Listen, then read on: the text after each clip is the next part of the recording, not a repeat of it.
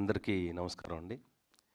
ఇందాక తమ్ముడు చెప్పినట్టు ఈ సినిమా ఇంత సక్సెస్ మీట్ వరకు వచ్చిందంటే నేను చాలా ఇంటర్వ్యూస్లో చెప్పాను. ఫస్ట్ వెళ్ళే మార్క్స్ మీ మీడియా వాళ్ళకే. నేను కానీ రాకేష్ కానీ ఈ పొజిషన్లో ఉన్నామంటే కనుక మీరు ఇచ్చిన సపోర్టే. డే వన్ నుంచి సినిమా ఓపెనింగ్ దగ్గర నుంచి ఈ రోజు వరకు కూడా మీరు ఇచ్చిన సపోర్ట్ అంతా ఇంత కాదు. ఇది అందరికీ దక్కే అవకాశం కాదు. ఆ దేవుడు మాకు మీ రూపంలో ఇలాంటి సక్సెస్ ఇచ్చినందుకు చాలా ఆనందపడుతూ ఉన్నాం. నేను కానీ రాకేష్ కానీ మా ఎంటైర్ ఈ సినిమా పనిచేసిన ఆర్టిస్టులు టెక్నీషియన్స్ అందరూ కూడా మీకు రుణపడి ఉంటాము. ఇంకా రాకేష్ గురించి చెప్పాలంటే మేము ఈ సినిమా ఎమోషనల్ బ్లాక్ బస్టర్ లాగా స్టార్టింగ్ నుంచి ఎండ్ వరకు మాకు అన్ని బాధలే ఉన్నాయి. అయ్యో ఈ సినిమా ఎందుకు స్టార్ట్ చేసామా అని బాధ వరకు వెళ్ళాం. సినిమా రిలీజ్ అవుద్దా లేదా అన్న క్షణం వరకు వెళ్ళాం. ఆల్మోస్ట్ ఒక 1 వీక్ రిలీజ్ ఉందన్నప్పుడు డేట్ అనుకున్నప్పుడు డేట్ మాత్రం అనుకున్నాం కానీ ఎవరు డిస్ట్రిబ్యూటర్ ఎవరైనా వస్తారా ముందు కూడా అనుకోలేదు. ఎందుకంటే చాలా సినిమాలు ఉన్నాయి. ఇప్పుడు కనుక ఈ డేట్ రిలీజ్ చేయకపోతే కనుక మళ్ళీ ఫిబ్రవరి ఎండ్ మార్చ్ వరకు ఈ సినిమా రిలీజ్ అవ్వదు. ఇలాంటి సినిమా అనుకున్న టైం రిలీజ్ అవ్వకపోతే కిల్ అయిపోతుంది. అలాగే రాకేష్ నేను కూర్చొని టెన్షన్ పడుతూ ఉన్న టైంలో రవీంద్రన్ నా మిత్రుడు ఒక నంబర్ పంపించారు. ఈయనతో మాట్లాడండి, చాలా మంచి వ్యక్తి, మీ సినిమాని రిలీజ్ చేస్తారు ఆయన అని చెప్పేసి. ఆయనే దీపార్ట్స్ శ్రీనివాస్ గౌడ్ గారు. వాళ్ళ ఆఫీస్కి వెళ్ళినప్పుడు సినిమా మిమ్మల్ని ఇద్దరు రిసీవ్ చేసుకొని ఒకటే మాట అన్నారు, నేను రాకేష్ని సార్ ఆయన పరిచయం చేసుకున్నాను, నేను అంజీని పరిచయం చేసుకుంటే మీ పరిచయాలు అవసరం లేదండి, మీ సినిమా గురించి అంతా నేను చూశాను, మీరు కానీ సుజాత గారు కానీ రాకేష్ గారు పట్టిన కష్టాలంతా నేను చూస్తున్నాను, ఈ సినిమా నేను కన్ఫామ్గా రిలీజ్ చేస్తాను, మీరు ధైర్యంగా వెళ్ళండి అని చెప్పి మాట ఇచ్చున్నారు. అండ్ ఎప్పుడు చూస్తారు సార్ సినిమాని అడిగాం. లేదు సినిమా బాగున్నా రిలీజ్ చేస్తాను, బాగోలేకపోయినా రిలీజ్ చేస్తాను, ఇది నేను మీకు ఇచ్చే మాట అని చెప్పి ఒక మాట ఇచ్చారు. అండ్ ఇంకా లాస్ట్ మినిట్లో సినిమా రిలీజ్ బిఫోర్ చాలా టెన్షన్స్ ఉంటాయి కదా, అన్ని క్లియరెన్స్ తీసుకోవాలి. అలాగే మాకు కొన్ని క్లియరెన్స్ ల్యాబ్ సైడ్ నుంచి కొన్ని టెక్నీషియన్స్కి అంతా పేమెంట్స్ అయి పెండింగ్ ఉంటే మళ్ళీ మొదటికి వచ్చింది. మళ్ళీ నేను రాకేష్ కూర్చొని ఆలోచిస్తాను టైంలో ఏం చేద్దాం వీళ్ళందరూ క్లియరెన్స్ ఇవ్వకుండా ల్యాబ్ క్లియర్ అవ్వకుండా సినిమా బయటికి వెళ్ళదు కదా అని ఆలోచిస్తుంటే మళ్ళీ ఒక ఐడియా, పెద్ద ఆయన దగ్గరికి వెళ్దాం అని చెప్పేసి రాకేష్ కూడా చెప్పకుండా నేను ఇలా ఆయన కలిశాను. సార్ ఇంత చేస్తున్నారు కదా, ఈ సినిమా రిలీజ్ అవ్వాలంటే కొంచెం చిన్న పెండింగ్స్ పేమెంట్స్ ఉన్నాయి అని ఒక మాట అడగగానే ఎవరెవరికి ఎంత ఇవ్వాలి చెప్పండి అని చెప్పేసి ఆయనే మొత్తం నోట్ చేసుకొని వెంటనే వితిన్ అవర్స్లో అందరు క్లియరెన్స్ చేశారు. ఈ సభాముఖంగా ఆయనకి మళ్ళీ నేను ధన్యవాదాలు చెప్తా ఉన్నాను. శ్రీనివాస్ గౌడ్ గారు లేరంటే ఈ సినిమా రిలీజ్ అయ్యేది కాదు. నేను కానీ రాకేష్ కానీ ఇలా వచ్చి మాట్లాడేవాళ్ళం కాదు. ఇంకా ఆర్టిస్టుల విషయంలో ఈ సినిమాకి రాకేష్ ప్రొడ్యూసర్గా యాక్టర్గా చాలా కష్టపడ్డాడు. చాలామంది సినిమా అనౌన్స్ చేసినప్పుడు ఓపెనింగ్ అప్పుడు ఎందుకు రాకేష్తో సినిమా అని అడిగారు. వాళ్ళందరికీ సమాధానం ఈ సినిమా చెప్పింది. ఎందుకంటే ఇలాంటి ఒక చిన్న సినిమా ఇప్పుడున్న సిచ్యువేషన్లో 3 వీక్స్ ఆడడం 4th వీక్లోకి అడుగు పెట్టడం అనేది చాలా పెద్ద విషయం. అదంతా పక్కన పెట్టేస్తే ఆహా లాంటి ఒక సంస్థ సినిమాని నచ్చి తీసుకోవడం అనేది చాలా అభినందనీయం అండి. ఆహా టీం అందరికీ మా ధన్యవాదాలు. ఎస్పెషల్లీ శ్రీనివాస్ గారికి చాలా అద్భుతంగా మాట్లాడారు సినిమా గురించి, చాలా థ్యాంక్ యూ. ఎవరెవరైతే థియేటర్లో మిస్ అయ్యారో వాళ్ళందరికీ ఆహాలో ఎప్పుడు స్ట్రీమింగ్ అవుతుందని తొందరలో అనౌన్స్ చేస్తాము. అండ్ ఈ సినిమాలో వర్క్ చేసిన హీరోయిన్ అనన్య చాలా బాగా చేసింది ఆ అమ్మాయికి చాలా మంచి ఫ్యూచర్ ఉంటుంది. అండ్ వెరీ డెడికేటెడ్ యాక్ట్రెస్ అని చెప్పొచ్చు. ఎందుకంటే సత్యకృష్ణన్ గారు ఎంత డెడికేటెడ్ ఉంటారో మనకు తెలుసు. ఆవిడ డాటర్ కాబట్టి ఆవిడ చాలా బ్రహ్మాండంగా చేసింది ఈ సినిమాలో.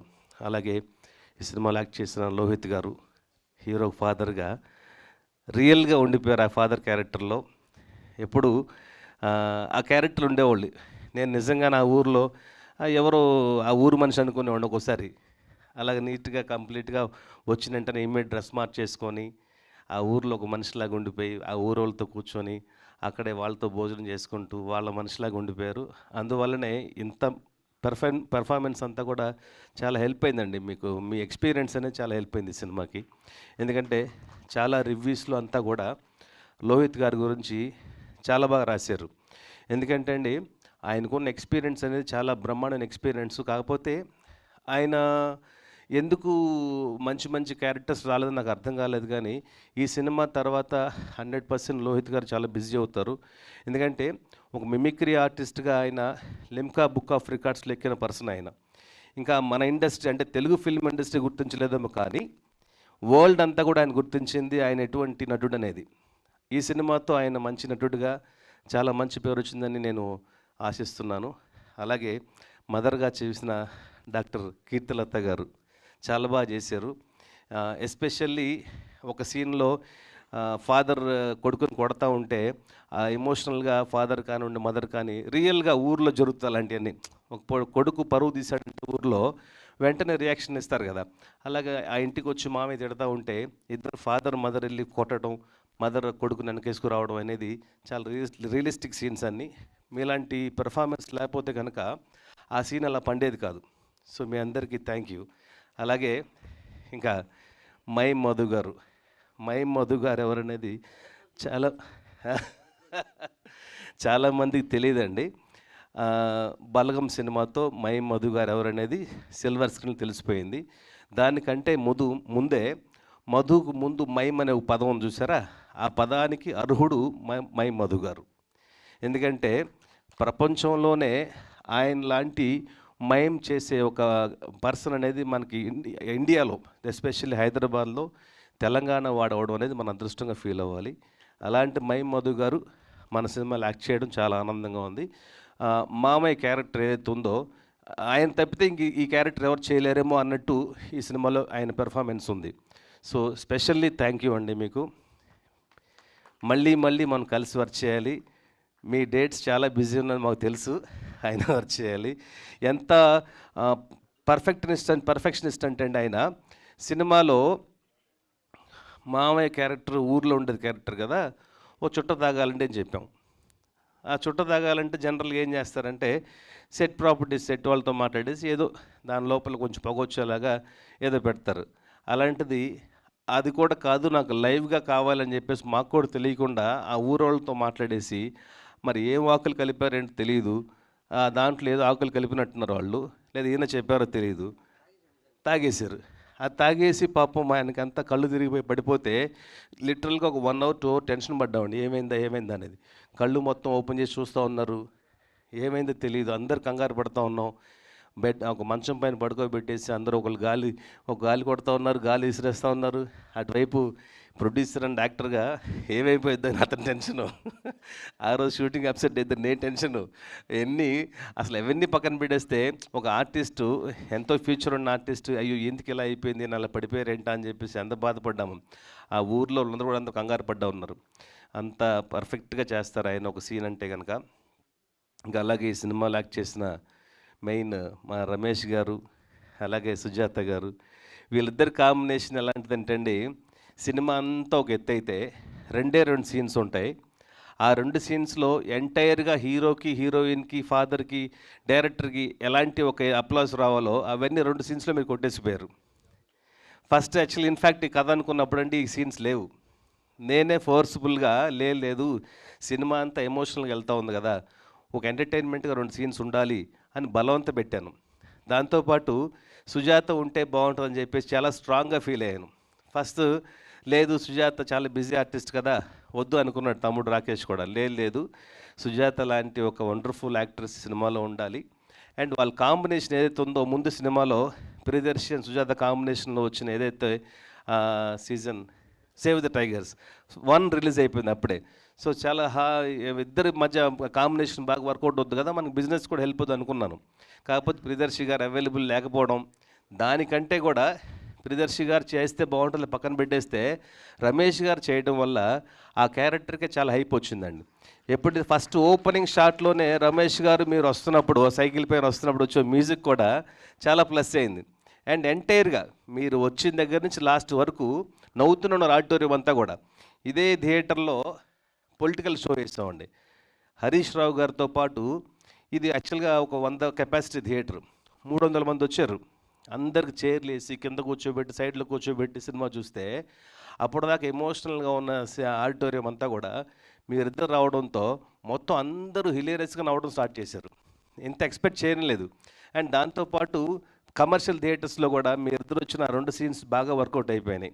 ఇక మీదట ఫ్యూచర్లో బ్రహ్మానందం గారు, కోవేశ్వర్ల గారు, అలాగే బ్రహ్మానందం గారు, హేమ గారు ఎలా చేశారో మీ ఇద్దరు కాంబినేషన్లో చాలామంది రైటర్స్ కానీ డైరెక్టర్స్ కానీ రాసుకుంటారు.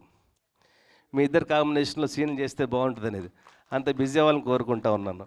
ఇంకా అలాగే సినిమాలు యాక్ట్ చేసిన మా శివ, అలాగే కర్తానందం గారు కానివ్వండి, నవీన్ గారు కానివ్వండి, మా అంజి గారు కానివ్వండి, అందరు ఎవరి కాళ్ళు. ఇంకా రచ్చరవి గారు అంటారు, ఆయన చెప్పాల్సిన అవసరం లేదు, ఆయన పేర్లోనే ఉంది రచ్చ అనేది. నన్ను మీరు క్షమించాలి, ఒక ఇంటర్వ్యూలో చెప్పాను ఏంటంటే, ఒక క్యారెక్టర్ అమాయకుడు విలేజ్ నుంచి ఊర్లోకి వస్తాడు.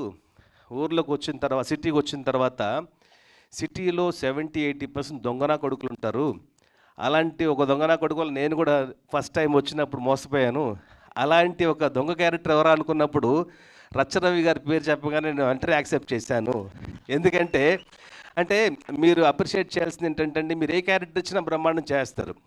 మీరు కనిపించగానే ఫస్ట్ ఓపెనింగ్ ఆ సన్నీ కనిపిస్తారు, దాని తర్వాత కెమెరాలో ప్యాన్ చేయగానే మీరు కనిపించగానే ఆ జనాలందరూ నవ్వారు, పర్ఫెక్ట్గా దొంగ క్యారెక్టర్లా ఉంది అని చెప్పేసి. నిజంగా అలాగే చేశారు. దాంతోపాటు కృష్ణ భగవాన్ గారు, మీ ఇద్దరు కాంబినేషన్ బాగా వర్కౌట్ అయిపోయింది. చాలా థ్యాంక్ యూ అండి. ఇంకా అలాగే ఒక 2 సీన్స్ అయినా కూడా రికగ్నైజేషన్ అయ్యే క్యారెక్టర్ మన రాజు గారిది. ఫర్దర్గా నెక్స్ట్ సినిమాల్లో కొంచెం పెద్ద క్యారెక్టర్స్ రాసుకుంటాం మీకోసం. Thank you so much. So ఎవరిని మిస్ అవ్వాలి అనుకుంటున్నాను. అలాగే సారీ మదర్, అత్త క్యారెక్టర్ చేసిన మాధవి గారు చాలా థ్యాంక్స్ అండి, బాగా చేశారు. అలాగే మా చిన్నప్పటి హీరోయిన్ చాలా బాగా చేసింది.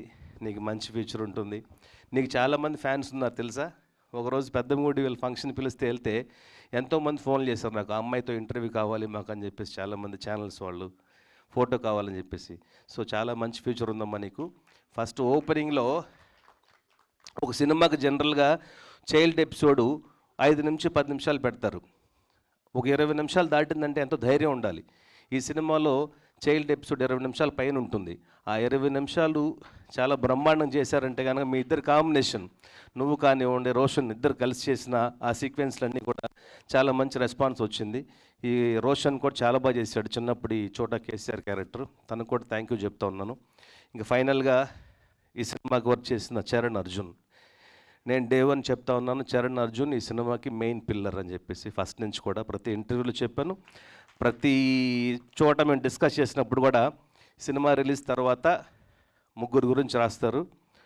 ఒకటి చరణ్ అర్జున్ మ్యూజిక్ గురించి, చరణ్ అర్జున్ బ్యాక్గ్రౌండ్ స్కోర్ గురించి అని చెప్పేసి చాలాసార్లు చెప్పాను. అదే నిజమైంది. చరణ్ అర్జున్ గారు ఈ సినిమాకి లేకపోతే కనుక ఈ సినిమా ఈ రేంజ్కి వచ్చేది కాదు. చరణ్ అర్జున్ గారి కృషి, చరణ్ అర్జున్ గారి లిరిక్స్, చరణ్ అర్జున్ గారి వాయిస్ ఈ సినిమా చాలా ప్లస్ అయింది. చరణ్ అర్జున్ గారికి పత్రికాముఖంగా థ్యాంక్స్ చెప్తా ఉన్నాను. మళ్ళీ మనం కలిసి వచ్చేయాలి సార్. అలాగే మధు గారు, బలగం సినిమాకి వర్క్ చేసిన ఎడిటర్ మధువే కావాలని చెప్పేసి నేను పట్టుబడ్డాను. వెంటనే తమ్ముడు యాక్సెప్ట్ చేశాడు, లేదు అలాంటి ఒక పాజిటివ్ హ్యాండ్ కావాలనే అని చెప్పేసి. ఈ సినిమాకి మధు చేసిన కృషి చాలా అభినందనీయం అండి. ఎక్కడ కూడా చాలా సినిమాలకి చాలా బోరింగ్ అనిపిస్తూ ఉంటుంది, థియేటర్లో చూస్తూ ఉంటాం కదా మనం, వెళ్ళి వెళ్ళిపోతూ ఉంటారు.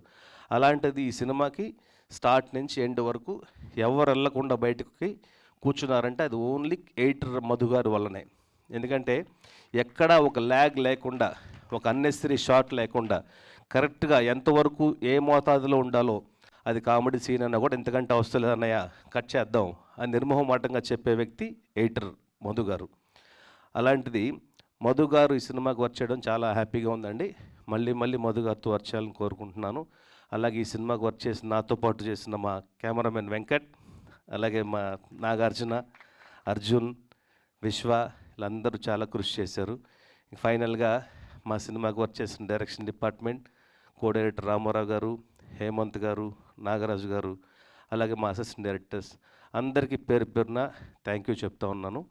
అలాగే ఈ సినిమాకి ఫస్ట్ నుంచి లాస్ట్ వరకు ఉన్న మా గణేష్, అలాగే మాకు పోస్ట్ ప్రొడక్షన్ సారథి స్టూడియోస్ చాలా అద్భుతంగా ఎడిటింగ్ దగ్గర నుంచి డబ్బింగ్, రీ రికార్డింగ్, మిక్సింగ్ అంతా కూడా డిఏ అంతా అక్కడ చేసాము.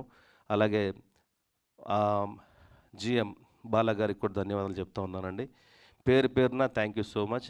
ఎవరినైనా మిస్ చేసి ఉంటే దయచేసి క్షమించాలి. అందరికీ థ్యాంక్ యూ. ఇంత పెద్ద స్పీచ్ ఇస్తారని తెలియదు.